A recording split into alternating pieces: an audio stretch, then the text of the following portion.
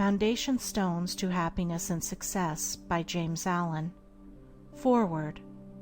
How does a man begin the building of a house? He first secures a plan of the proposed edifice, and then proceeds to build according to the plan, scrupulously following it in every detail, beginning with the foundation. Should he neglect the beginning on a mathematical plan, his labor would be wasted, and his building, should it reach completion without tumbling to pieces, would be insecure and worthless. The same law holds good in any important work. The right beginning and first essential is a definite mental plan on which to build. Nature will have no slipshod work, no slovenliness, and she annihilates confusion, or rather, confusion is in itself annihilated. Order, definiteness, purpose eternally prevail, and he who in his operations ignores these mathematical elements at once deprives himself of sustainability, completeness, happiness, and success. End of foreword. Chapter 1. Right Principles. It is wise to know what comes first and what to do first. To begin anything in the middle or at the end is to make a muddle of it. The athlete who began by breaking the tape would not receive the prize. He must begin by facing the starter and toeing the mark, and even then a good start is important if he is to win. The pupil does not begin with algebra and literature, but with counting and ABC. So in life, the businessmen who begin at the bottom achieve the more enduring success, and the religious men who reach the highest heights of spiritual knowledge and wisdom are they who have stooped to serve a patient apprenticeship to the humbler tasks, and have not scorned the common experiences of humanity or overlooked the lessons to be learned from them. The first things in a sound life, and therefore in a truly happy and successful life, are right principles. Without right principles to begin with, there will be wrong practices to follow with, and a bungled and wretched life to end with. All the infinite variety of calculations which tabulate the commerce and science of the world come out of 10 figures. All the hundreds of thousands of books which constitute the literature of the world and perpetuate its thought and genius are built up from the 26 letters. The greatest astronomer cannot ignore the 10 simple figures. The profoundest man of genius cannot dispense with the 26 simple characters. The fundamentals of all things are few and simple, yet without them there is no knowledge and no achievement. The fundamentals, the basic principles, in life or true living are also few and simple, and to learn them thoroughly and study how to apply them to all the details of life is to avoid confusion and to secure a substantial foundation for the orderly building up of an invincible character and a permanent success. And to succeed in comprehending those principles in their innumerable ramifications in the labyrinth of conduct is to become a master of life. The first principles in life are principles of conduct. To name them is easy. As mere words they are on all men's lips, but as fixed sources of action, admitting of no compromise, few have learned them. In this short talk I will deal with 5 only of these principles. These 5 are amongst the simplest of the root principles of life, but they are also those that come nearest to the everyday life, for they touch the artisan, the businessman, the householder, the citizen at every point. No one of them can be dispensed with but at severe cost, and he who perfects himself in their application will rise superior to many of the troubles and failures of life, and will come into these springs and currents of thought which flow harmoniously toward the regions of enduring success. The first of these principles is duty. A much hackneyed word, I know, but it contains a rare jewel for him who will seek it by assiduous application. The principle of duty means strict adherence to one's own business, and just as strict non-interference in the business of others. The man who is continually instructing others, gratis, how to manage their affairs, is the one who most mismanages his own. Duty also means undivided attention to the matter in hand, intelligent concentration of the mind on the work to be done. It includes all that is meant by thoroughness, exactness, and efficiency. The details of duties differ with individuals, and each man should know his own duty better than he knows his neighbor's, and better than his neighbor knows his. But although the working details differ, the principle is always the same. Who has mastered the demands of duty? Honesty is the next principle. It means not cheating or overcharging another. It involves the absence of all trickery, lying, and deception by word, look, or gesture. It includes sincerity, the saying what you mean, and the meaning what you say. It scorns cringing policy and shining compliment. It builds up good reputations, and good reputations build up good businesses, and bright joy accompanies well-earned success. Who has scaled the heights of honesty? Economy is the third principle. The conservation of one's financial resources is merely the vestibule leading towards the more spacious chambers of true economy. It means, as well, the husbanding of one's physical vitality and mental resources.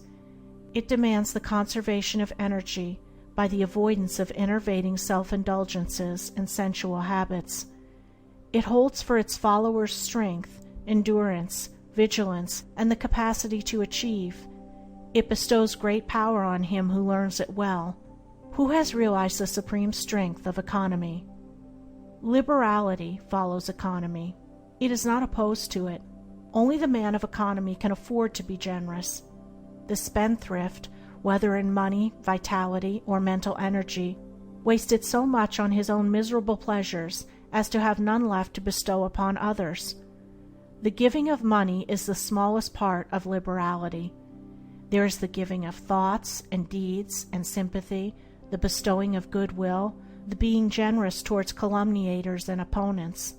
It is a principle that begets a noble, far-reaching influence. It brings loving friends and staunch comrades, and is the foe of loneliness and despair. Who has measured the breadth of liberality? Self-control is the last of these 5 principles, yet the most important.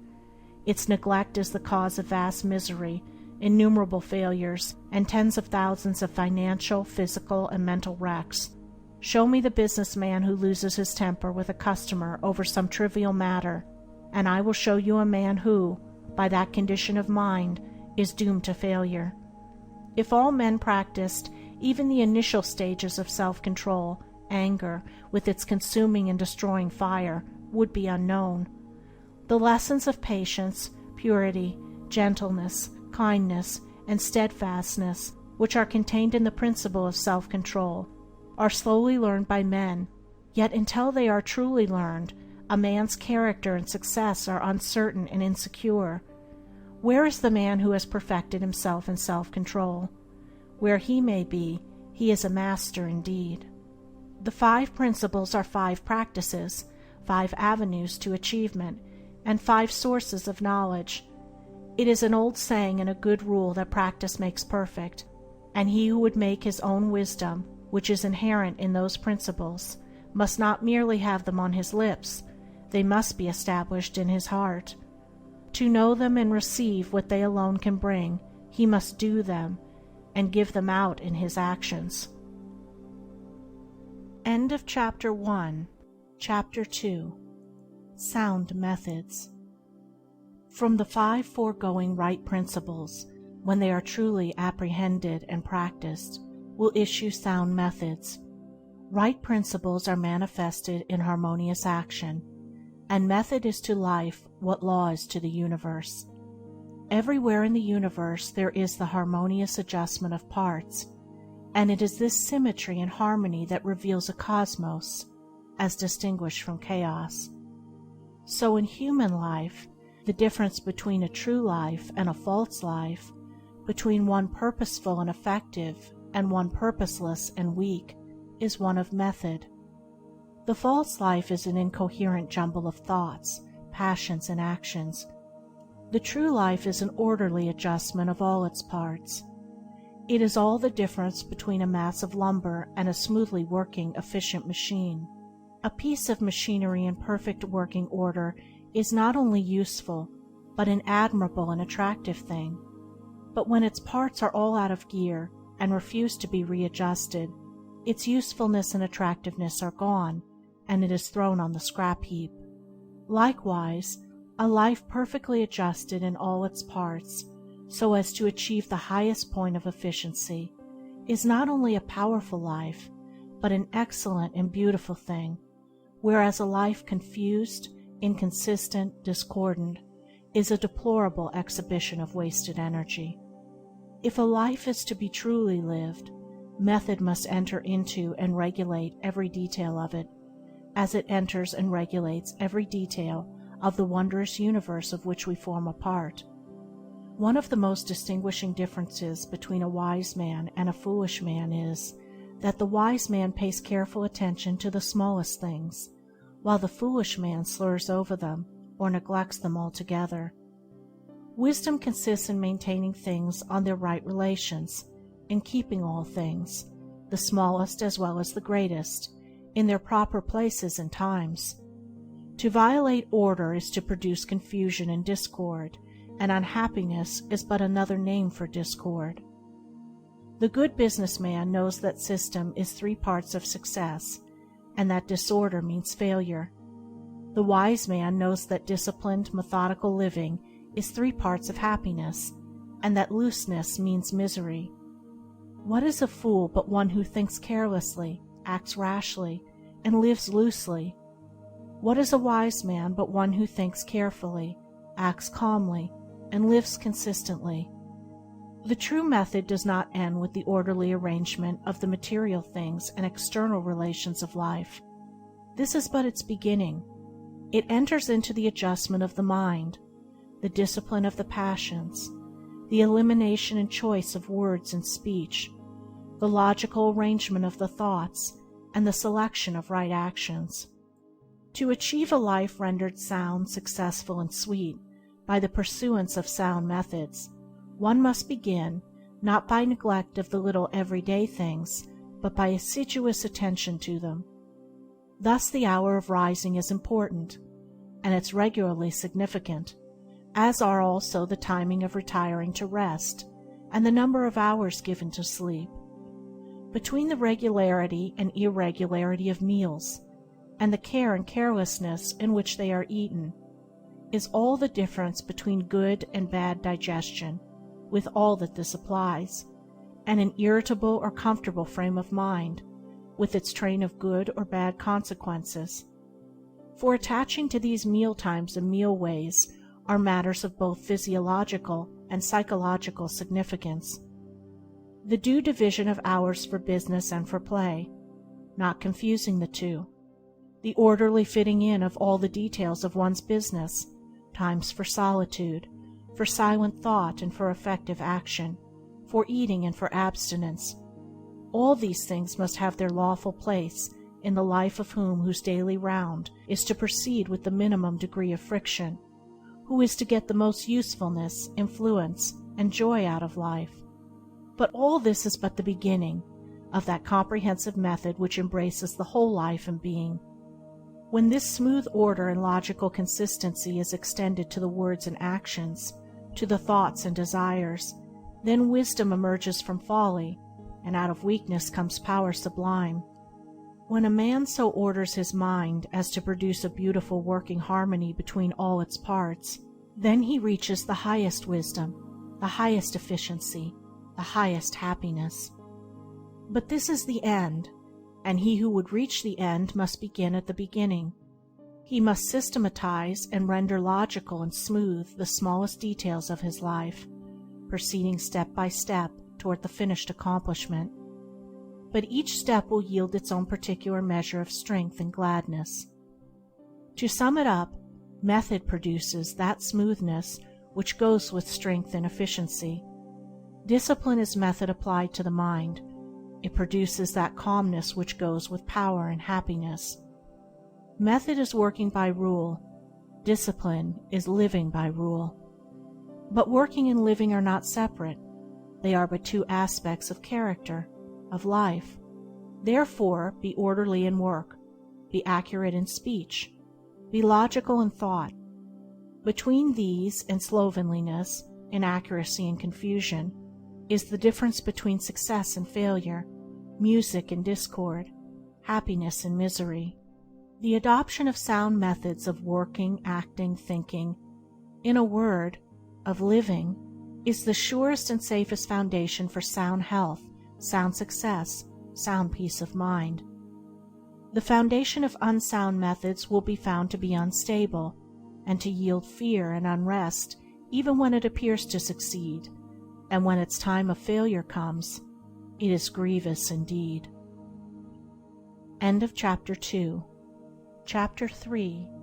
True Actions. Following on right principles and methods come true actions.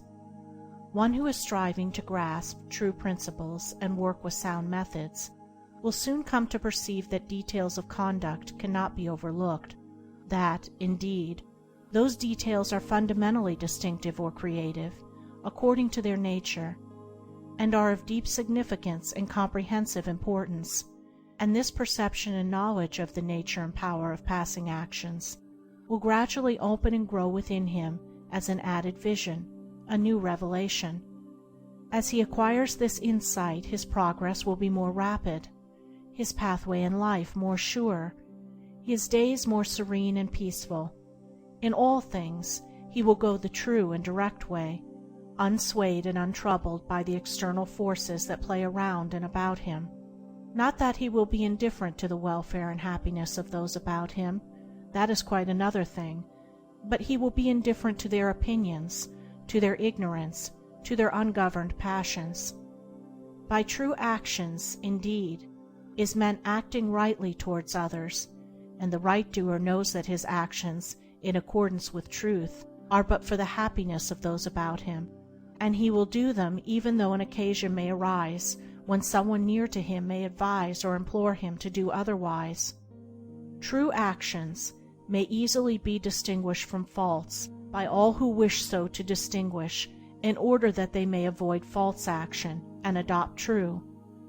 As in the material world we distinguish things by their form, color, size, etc., choosing those things which we require, and putting by those things which are not useful to us, so in the spiritual world of deeds we can distinguish between those that are bad and those that are good by their nature, their aim, and their effect, and can choose and adopt those that are good and ignore those that are bad.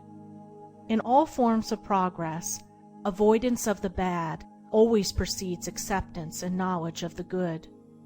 Just as a child at school learns to do its lessons right by having repeatedly pointed out to it how it has done them wrong, if one does not know what is wrong and how to avoid it, how can he know what is right and how to practice it?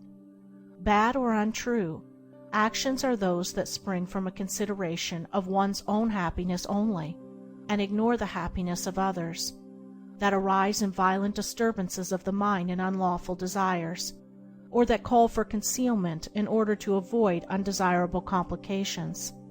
Good or true actions are those that spring from a consideration for others, that may arise in calm reason and harmonious thought framed on moral principles, or that will not involve the doer in shameful consequences if brought into the full light of day. The right doer will avoid those acts of personal pleasure and gratification which by their nature bring annoyance, pain, or suffering to others, no matter how insignificant those actions may appear to be. He will begin by putting away these. He will gain a knowledge of the unselfish and true by first sacrificing the selfish and untrue. He will learn not to speak or act in anger, or envy, or resentment, but will study how to control his mind, and will restore it to calmness before acting, and most important of all, he will avoid, as he would the drinking of deadly poison, those acts of trickery, deceit, double-dealing, in order to gain some personal profit of advantage, and which lead, sooner or later, to exposure and shame for the doer of them.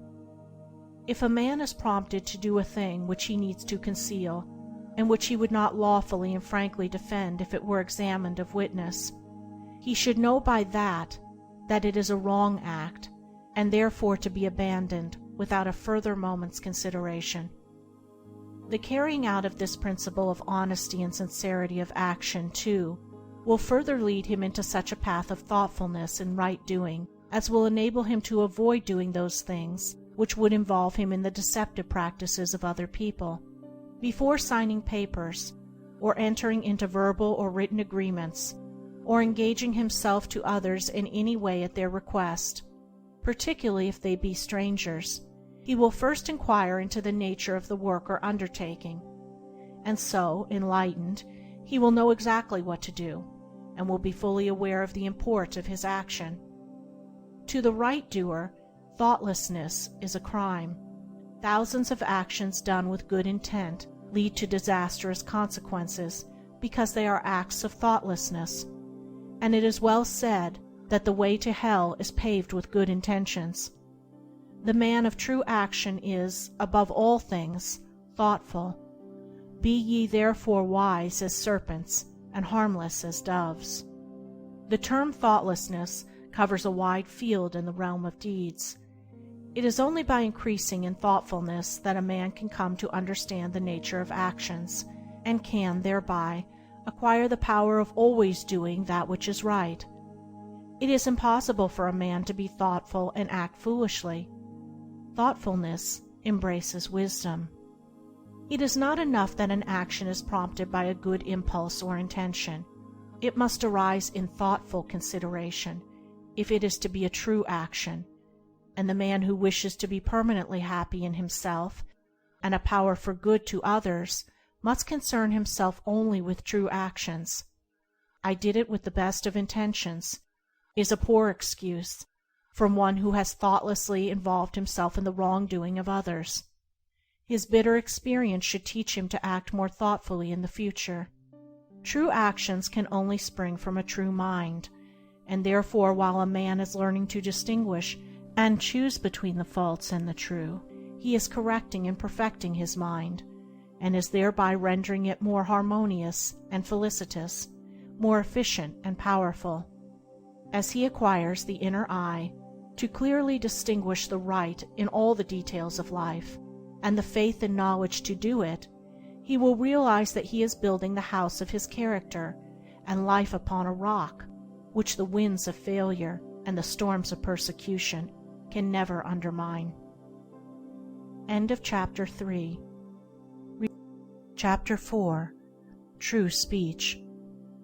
Truth is known by practice only. Without sincerity there can be no knowledge of truth, and true speech is the beginning of all sincerity. Truth in all its native beauty and original simplicity consists in abandoning and not doing all those things which are untrue, and embracing and doing all those things which are true. True speech is therefore one of the elementary beginnings in the life of truth. Falsehood, and all forms of deception, slander, and all forms of evil speaking, these must be totally abandoned and abolished before the mind can receive even a small degree of spiritual enlightenment. The liar and slanderer is lost in darkness. So deep is his darkness that he cannot distinguish between good and evil, and he persuades himself that his lying and evil speaking are necessary and good, that he is thereby protecting himself and other people. Let the would-be student of higher things look to himself and beware of self-delusion. If he is given to uttering words that deceive, or to speaking evil of others, if he speaks in insincerity, envy, or malice, then he has not yet begun to study higher things. He may be studying metaphysics, or miracles, or psychic phenomena, or astral wonders. He may be studying how to commune with invisible beings, to travel invisibly during sleep, or to produce curious phenomena. He may even study spirituality theoretically and as a mere book study. But if he is a deceiver and a backbiter, the higher life is hidden from him. For the higher things are these: uprightness, sincerity, innocence, purity, kindness, gentleness, faithfulness, humility, patience, pity, sympathy, self-sacrifice, joy, goodwill, love. And he who would study them, know them, and make them his own, must practice them. There is no other way. Lying and evil speaking belong to the lowest forms of spiritual ignorance, and there can be no such thing as spiritual enlightenment while they are practiced. Their parents are selfishness and hatred.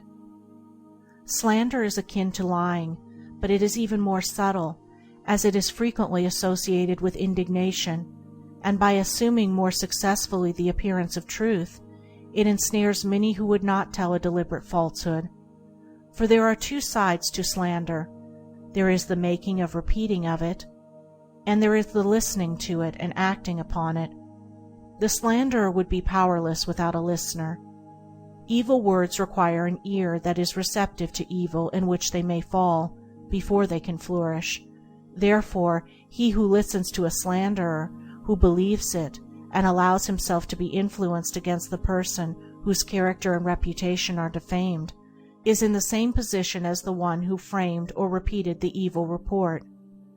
The evil speaker is a positive slanderer. The evil listener is a passive slanderer. The two are cooperators in the propagation of evil. Slander is a common vice and a dark and deadly one. An evil report begins in ignorance and pursues its blind way in darkness. It generally takes its rise in a misunderstanding. Someone feels that he or she has been badly treated, and filled with indignation and resentment, unburdens himself to his friends and others in vehement language, exaggerating the enormity of the supposed offense on account of the feeling of injury by which he is possessed. He is listened to and sympathized with.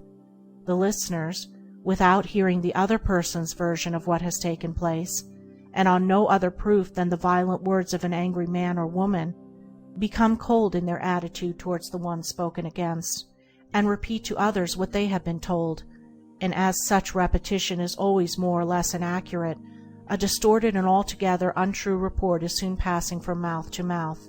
It is because slander is such a common vice that it can work the suffering and injury that it does.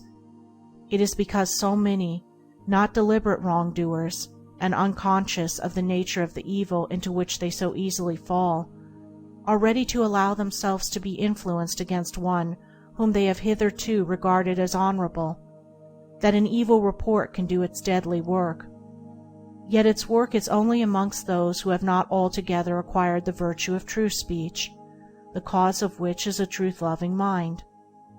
When one who has not entirely freed himself from repeating or believing an evil report about another hears of an evil report about himself, his mind becomes aflame in burning resentment, his sleep is broken, and his peace of mind is destroyed. He thinks the cause of all his suffering is the other man, and what the other man has said about him, and is ignorant of the truth, that the root and cause of his suffering lies in his own readiness to believe an evil report about another. The virtuous man, he who has attained to true speech, and whose mind is sealed against even the appearance of evil speaking, cannot be injured and disturbed by any evil reports concerning himself, and although his reputation may for a time be stained in the minds of those who are prone to suggestions of evil, his integrity remains untouched and his character unsoiled, for no one can be stained by the evil deeds of another, but only by his own wrongdoing. And so, through all misrepresentation, misunderstanding, and contumely, he is untroubled and unrevengeful, his sleep is undisturbed, and his mind remains in peace. True speech is the beginning of a pure, wise, and well-ordered life. If one would attain to purity of life, if he would lessen the evil and suffering of the world, let him abandon falsehood and slander in thought and word. Let him avoid even the appearance of these things, for there are no lies and slanders so deadly as those which are half-truths. And let him not be a participant in evil speaking by listening to it. Let him also have compassion on the evil speaker, knowing how such a one is binding himself to suffering and unrest. For no liar can know the bliss of truth, no slanderer can enter into the kingdom of peace. By the words which he utters is a man's spiritual condition declared. By these also is he finally and infallibly adjudged. For as the divine Master of the Christian world has declared, By thy words shalt thou be justified, and by thy words shalt thou be condemned. End of Chapter 4. Chapter 5. Equal-mindedness. To be equally minded is to be peacefully minded, for a man cannot be said to have arrived at peace who allows his mind to be disturbed and thrown off the balance by occurrences. The man of wisdom is dispassionate, and meets all things with the calmness of a mind in repose and free from prejudice. He is not a partisan, but having put away passion, and is always at peace with himself and the world, not taking sides nor defending himself, but sympathizing with all. The partisan is so convinced that his own opinion and his own side is right, and that all goes contrary to them is wrong, that he cannot think there is any good in the other opinion and the other side. He lives in a continual fever of attack and defense, and has no knowledge of the quiet peace of an equal mind. The equal-minded man watches himself in order to check and overcome even the appearance of passion and prejudice in his mind, and by so doing he develops sympathy for others, and comes to understand their position and particular state of mind, and as he comes to understand others, he perceives the folly of condemning them and opposing himself to them. Thus there grows up in his heart a divine charity which cannot be limited, but which is extended to all things that live and strive and suffer. When a man is under the sway of passion and prejudice, he is spiritually blind. Seeing nothing but good in his own side, and nothing but evil in another, he cannot see anything as it really is, not even his own side, and not understanding himself, he cannot understand the hearts of others, and thinks it is right that he should condemn them. Thus there grows up in his heart a dark hatred for those who refuse to see him and who condemn him in return. He becomes separated from his fellow man, and confines himself to a narrow torture chamber of his own making. Sweet and peaceful are the days of the equal-minded man, fruitful in good, and rich in manifold blessings. Guided by wisdom, he avoids those pathways which lead down to hatred and sorrow and pain, and takes those which lead up to love and peace and bliss. The occurrences of life do not trouble him, nor does he grieve over those things which are regarded by mankind as grievous, but which must befall all men in the ordinary course of nature. He is neither elated by success nor cast down by failure. He sees the events of his life arranged in their proper proportions, and can find no room for selfish wishes or vain regrets, for vain anticipations and childish disappointments. And how is this equal-mindedness, this blessed state of mind and life, acquired? Only by overcoming one's self, only by purifying one's own heart, for the purification of the heart leads to unbiased comprehension. Unbiased comprehension leads to equal-mindedness, and equal-mindedness leads to peace. The impure man is swept helplessly away on the waves of passion. The pure man guides himself into the harbor of rest. The fool says, "I have an opinion."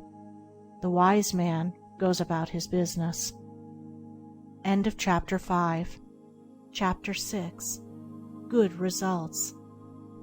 A considerable portion of the happenings of life comes to us without any direct choosing on our part, and such happenings are generally regarded as having no relation to our will or character, but as appearing fortuitously, as occurring without a cause. Thus one is spoken of as being lucky and another unlucky, the inference being that each has received something which he never earned, never caused. Deeper thought and a clearer insight into life convinces us, however, that nothing appears without a cause, that cause and effect are always related in perfect adjustment and harmony. That being so, every happening directly affecting us is intimately related to our own will and character, is indeed an effect justly related to a cause having its seat in our consciousness. In a word, involuntary happenings of life are the results of our own thoughts and deeds. This, I admit, is not apparent on the surface But what fundamental law, even in the physical universe, is so apparent?